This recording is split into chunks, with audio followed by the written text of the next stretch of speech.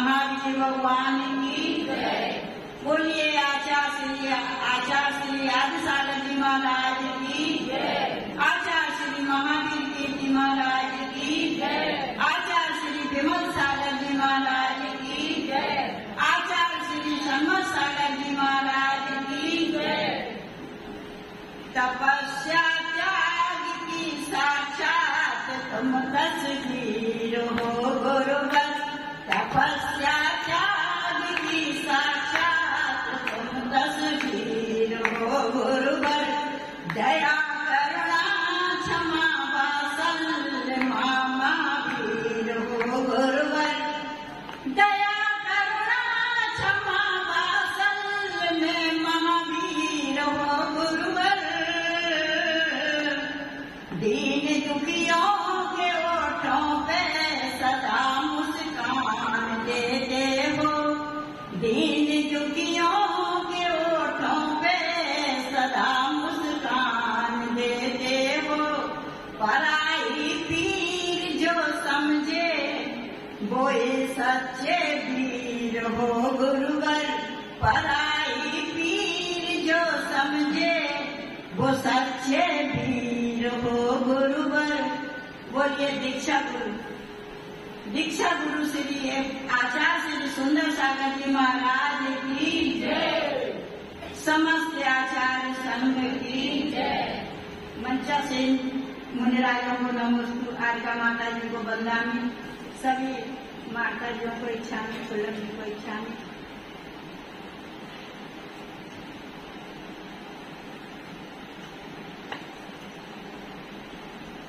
तीन प्रकार के गड्ढे होते हैं। तीन प्रकार के गड्ढे होते हैं। वो कौन कौन से होते हैं? एक पेट का गड्ढा, दूसरा तृष्णा रूपी गड्ढा और तीसरा शमशान का गड्ढा।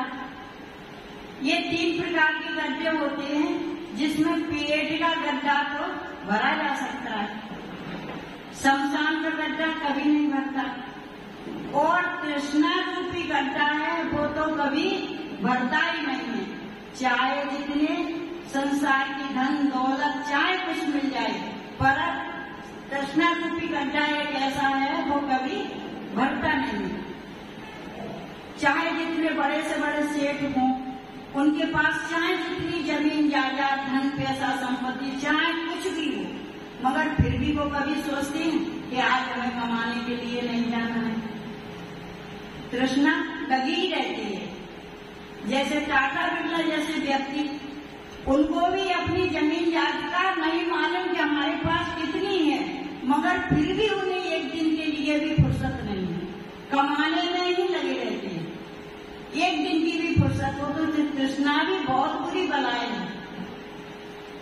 कोई व्यक्ति गरीब होता है तो उसको भी अभिमान पैसे आकर नहीं करना चाहिए। पैसा गरीब हो तो भी आता और अमीर हो तो भी आता, मगर पैसा होके अभिमान कभी नहीं करना चाहिए। घमंड अहंकार कभी नहीं आना चाहिए। तो एक गांव में एक व्यक्ति गरीब था, तो वो बेचारा अपनी रोजी रोटी चुरा के अपना पेट भरता था, मगर उसके भाव क्या रहते थे कि जो पैसे मेरी कमाई है उसमें से भी एक पैसा निकाल के साधु को दान करता था। साधु की सेवा भैया वृद्धि में लगाता था। तो उसके गांव में एक महात्मा जी आए, तो उसने सुना, वो भी गया सुन के। उसने भाव भक्ति पूर्वक दर्शन किए। वो तो ऐसा लीन हो गया कि जैसे माता जी अभी पढ़ाती हैं आपको, तो आपको मन कैसा लगता है, चलो जल्दी से भागे, चलो जल्दी से जाए, देर हो जाएगी।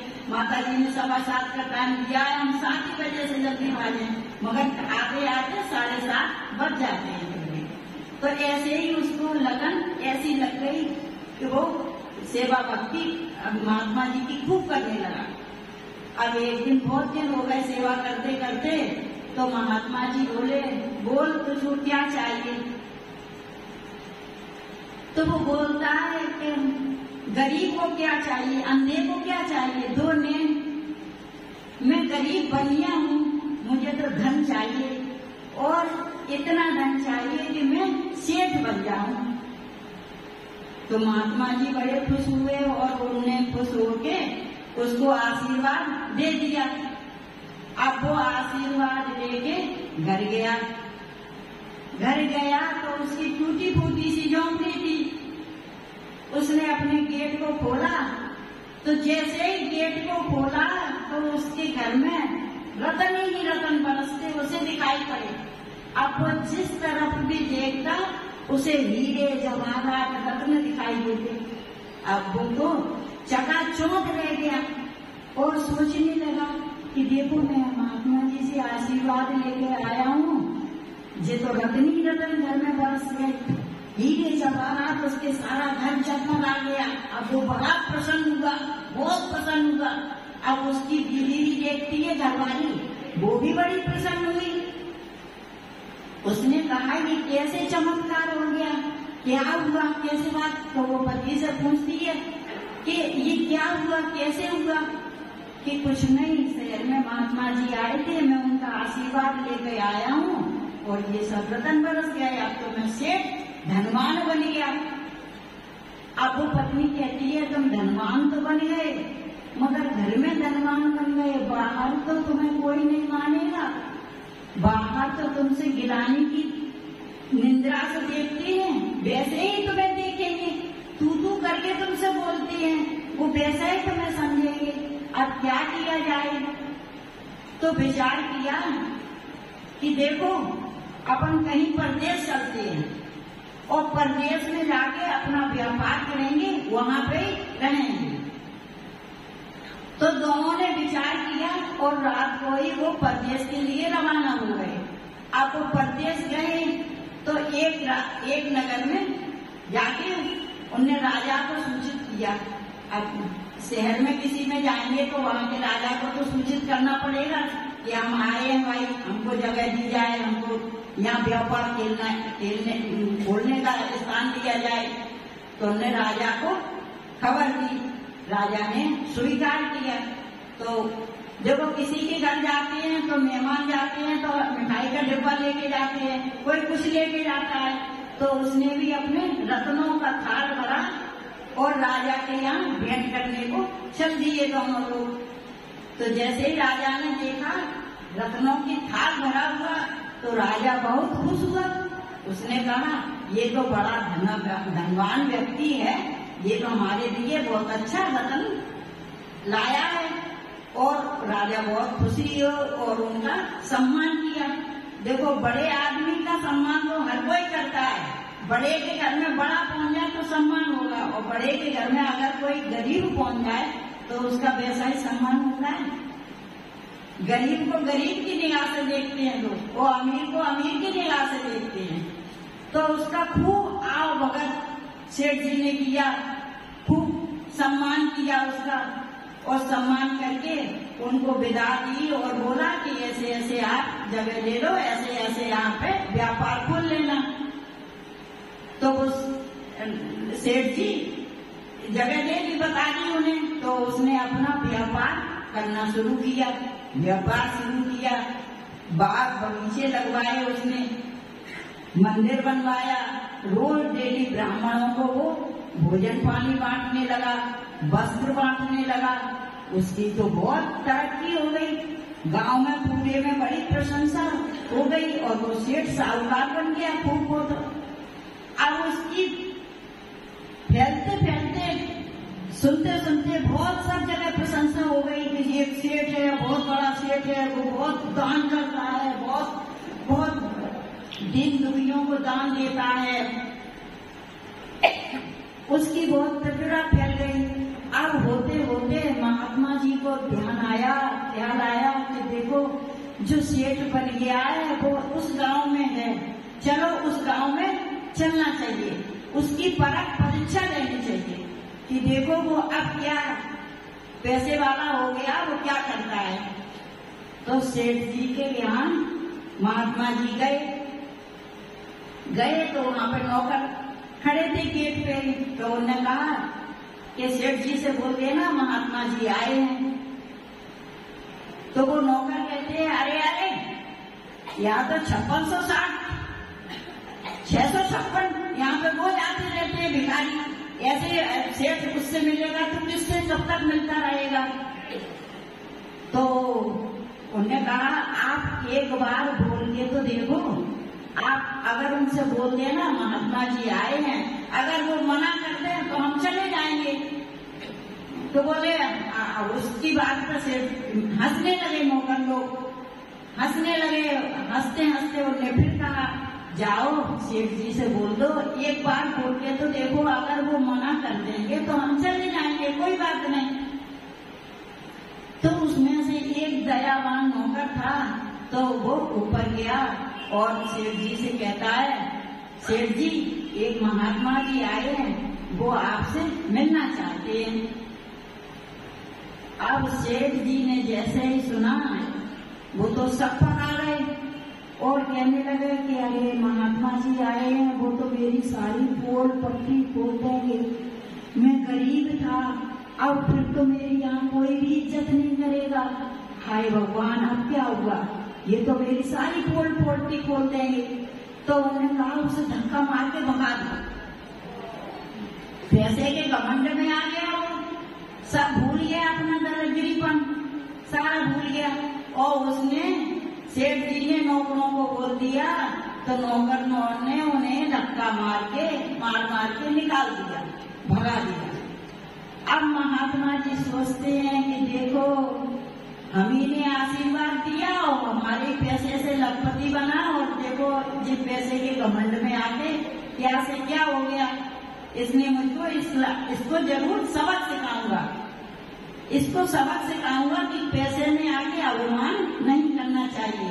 तो उसके बाहर ही वो छुप के बैठे रहे, मौका ताकते रहे कि देखो जी कब सेठ जी निकले और हम इनको सबक सिखाएंगे। होते होते एक दिन सेठ जी बाहर अपने जंगल में बाग बगीचे में फूल तोड़ने के लिए गए और वो वहीं पे बैठे थे। उन्हें मौका पाया कि देखो सेठ जी निकल रहे हैं, मौका अब अच्छा है, मौका अब अच्छा है। तो उन्हें सेठ जी का रूप धारण करके व्यवसायी वस्त्राभूषण पहन के वेश बना के और उसके सेठ जी के घर में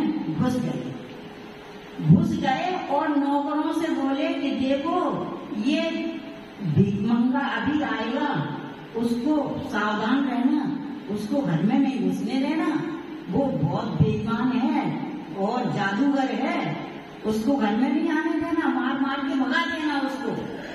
तो नौकरों ने कहा ठीक है।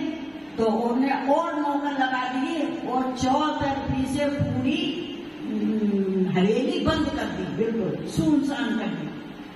अब जैसे ही सेठ जी तो अंदर चले गए महात्मा जी, अब वो सेठ जी असली सेठ जो थे वो आए और जैसे ही दरवाजे पर खड़े हुए कि लाठियों की बौछार एकदम होने लगी बड़ी जोर जोर से।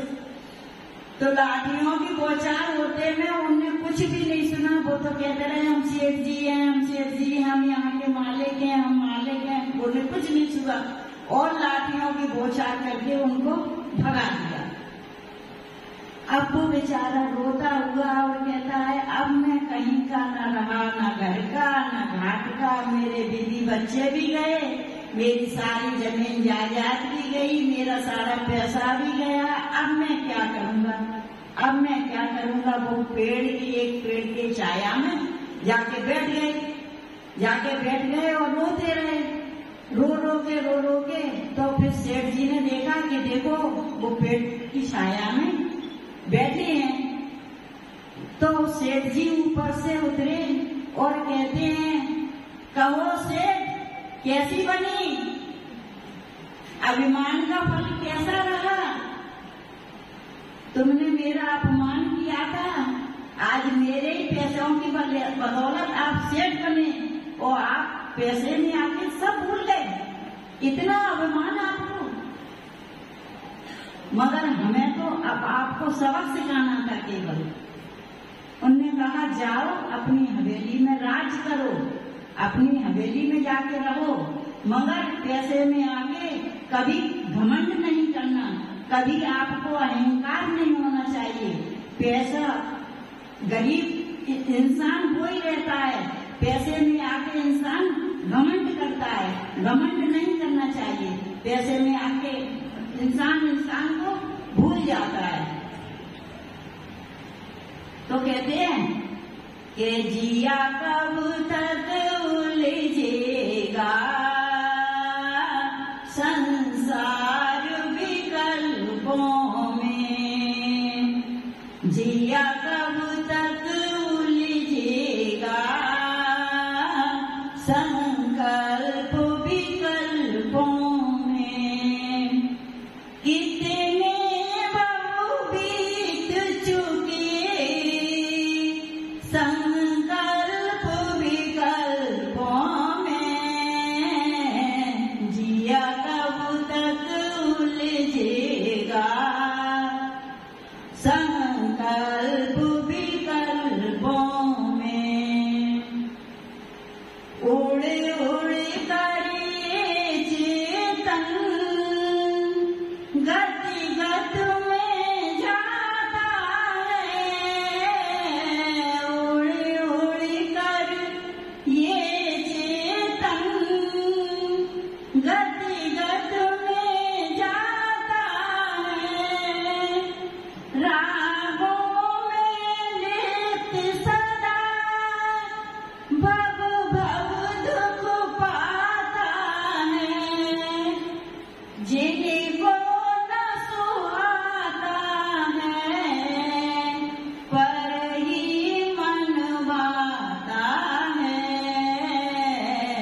ये जीवन बीत रहा झूठे संकल्पों में, ये जीवन बीत रहा झूठे संकल्पों में।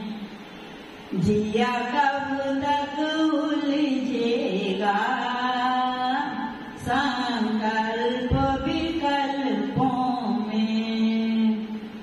तू कौन कहाँ का है और क्या है नाम तेरे,